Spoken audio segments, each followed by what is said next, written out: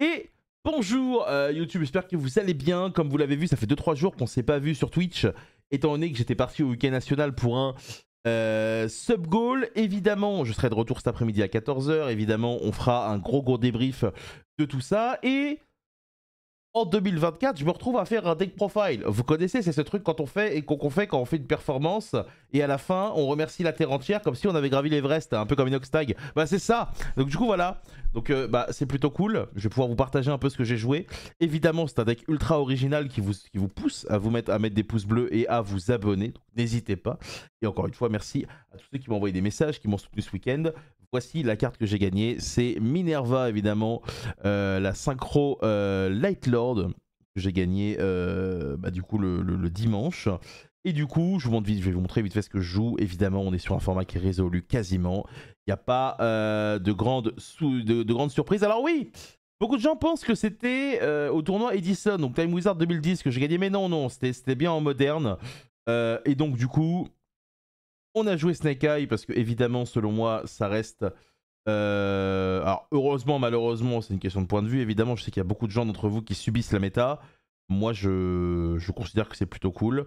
Moins de 5 tournois cette année, hein, globalement, vu que je passe mon temps à commenter. Mais le fait de jouer ces tournois, ça me permet aussi de pouvoir potentiellement être plus précis quand je commente. Et c'est quelque chose qui est plutôt cool. Donc évidemment, 3 frênes, 2 flamberges avec un hawk. Ça, c'est évidemment la base. La petite Snake Eyes Diable Star, parce que tout simplement, elle est globalement, elle a rendu le deck encore plus fort. Hein. De Poplar, ça c'est pareil, ça bouge pas. Hein. Je pense qu'il n'y a rien à dire là-dessus. Ensuite, 3 Diabelles. Ça, je pense que c'est mandatory. 3 Wanted, 3 Bonfire, le terrain et l'original. Ça, il n'y a pas grand-chose à dire globalement. On est un peu obligé de jouer ces cartes-là. Bon, il n'y a pas de one for one globalement parce que j'ai repris la liste des royalties. Hein. Je pense qu'il n'y a pas de secret. C'est la liste qui donne le plus la sensation de jouer à Yu-Gi-Oh! À 40 que j'ai vu et probablement la liste la plus performante. J'ai juste changé une carte comme ça, c'est mon deck, on va pas dire que je suis un suceur et ça me fait plaisir. C'est comme ça que ça marche évidemment à Yu-Gi-Oh! Vous changez une carte et ça devient votre deck. Ensuite, euh, 3 impermes, dont une imperme en italien évidemment parce qu'on est un clochard. 3 Veilers, aucun de la même langue parce qu'on est un clochard. Et 3 Mourneurs avec l'artwork pied parce que malheureusement elle n'existe pas en quarter. Elle n'existe pas en quarter dans le bon art. Bon, j'ai jamais vraiment manqué de nib hein, globalement. Plutôt content, c'était plutôt pas mal. Ensuite, 3 cross-out parce que j'estime que c'est quasiment mandatory dans le sens où c'est une carte qui fait en sorte que vos cartes se résolvent. Ça, c'est plutôt cool. C'est une carte qui empêche l'adversaire de jouer. C'est une carte qui fait des non-games. Malheureusement, aujourd'hui à Yu-Gi-Oh! La volonté quand vous jouez, c'est d'empêcher l'adversaire de jouer et de faire des non-games. Et donc, du coup, selon moi, c'est indispensable. La raison qui fait que j'avais 3 cross-out et 2 TTT à l'inverse de la liste qui a le plus performé avec 3 TTT et 2 cross-out, c'est globalement aussi que quand tu as 2 cross-out en main, potentiellement, tu peux en jouer une par tour. Pendant le tour adverse, quand tu as 2 TTT, tu as un l'air un peu con. Mais bon, la vérité, c'est que je pense pas qu'il y ait fondamentalement de choix meilleur. C'est plus un feeling. Je voulais absolument jouer 3 cross-out parce que j'avais pas la place en side aussi. Et 3 droplets. Mon droplet, c'est la seule carte qui me donne le sentiment de jouer vraiment à Yu-Gi-Oh! Dans cette méta là. Donc du coup, c'était vraiment très agréable. C'est la carte qui me fait gagner mon top 4. C'est la carte qui m'a permis de pas avoir la sensation aussi des fois de pas pouvoir jouer en go second. Parce que du coup, elle permet potentiellement de réagir et de potentiellement faire en sorte que l'adversaire soit puisse pas répondre parce que les combinaisons avec la carte deviennent trop fortes, soit simplement se trompe. Et ça, c'est quelque chose qui est plutôt cool. Donc, globalement, c'était sympa. Donc, évidemment, 40. Euh, j'ai essayé le deck de Polo à 44 une semaine avant. Enfin, une semaine avant. Le lendemain d'Indy. Après, j'ai pu refaire une game. Et la réalité, c'est que c'était pas top.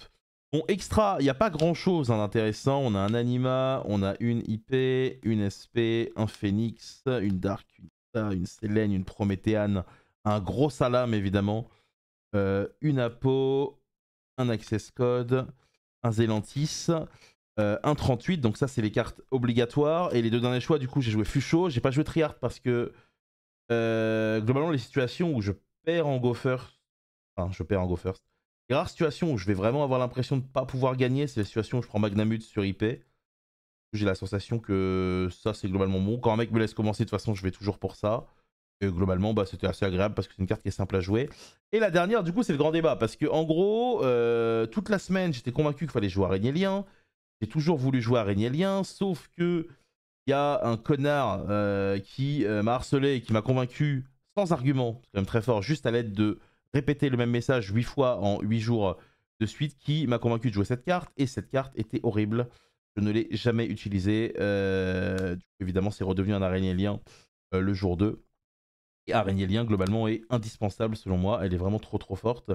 Évidemment, en situation de Nibiru, vous allez juste bannir l'original du cimetière adverse. Et c'est ce qui permet, entre guillemets, de jouer. Mais voilà, globalement, ça c'était très mauvais et ça c'était ok. Mais voilà, mettez Arénielien et ce sera très bien. Je joue pas de puzzle minnow parce que j'estime que c'est pas mandatory pour moi. Alors que par contre Arénielien, elle permet de sortir de situations qui sont vraiment cool. Et elle est vraiment sympa. Ensuite, le side. Alors le side, vous allez peut-être un peu m'insulter, mais vas-y, c'est la rune. Hein. Bon, 3 skill drain, je pense qu'il n'y a rien à dire. Hein. La carte, elle est trop bien dans le deck. Je pense qu'elle va sauter. Ça me paraît être assez logique. Hop. 3 belles. Pourquoi 3 belles? Parce que bah, c'est ok contre Branded. Et à la différence de Magnamut et ses potes, bah, globalement ça contre Ostinato. Donc c'est l'argument principal selon moi. Pas si mauvais contre Voiceless, aussi ça contre 2 des 3 cartes pour start. Donc c'est ok. Ça c'était la meilleure carte de mon side globalement. C'est une carte que j'avais jamais joué de ma vie. Bah, c'est une carte qui est très forte pour le coup. Le fait que tu sois pas obligé de jouer des cartes ultra situationnelles comme Cyclone et avoir un body à côté et pouvoir réagir à ce que fait l'adversaire, c'est une carte qui est vraiment exceptionnelle et qui rend les siding patterns vraiment cool pour le coup.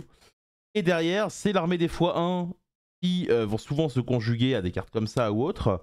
Donc évidemment là vous allez m'insulter, mais on a un Plumeau, un Cyclone, un Nibiru, un Metal Tronaz, un Snatch, un Mind et un changement de cœur. Bon, évidemment, vu comme ça, vous avez l'impression que c'est dégueulasse.